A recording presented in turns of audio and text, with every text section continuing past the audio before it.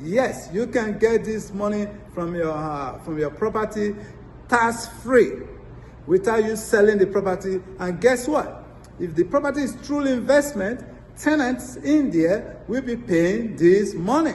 They will pay the interest, the mortgage on the property, you know. So you really truly getting, let's say, 100,000, 200,000, 300,000, 400,000, no matter how much you have. As long as you have the equity, you can pull it out, but you have to leave 20% of equity in the house. That is the rules here in Canada. You cannot pull 90% or 100% out of it. There have to be some money left in the house. That way, you're not totally cleaning everything. You have a house that is worth $800,000.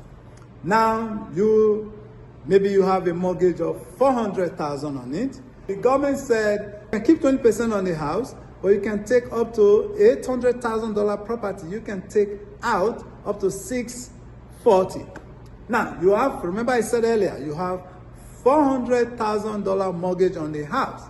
Now, 400 from 640, now you're looking at 240.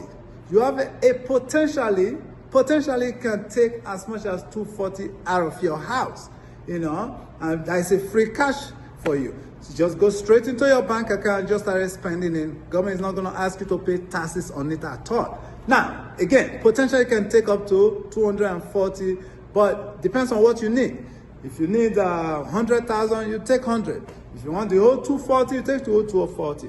What I always advise is that you put what you call an equity line of credit on the property, LOC, equity line, ELOC, equity line of credit. You put it on the property, whereby anytime if you just need 100,000, you take it from there at that time. So the rest is still there. You don't have to pay the interest on the balance you did not take. So down the road, you want another 50, you take from it. So that is how you do it. That is how you manage it, you know. And these are totally tax-free.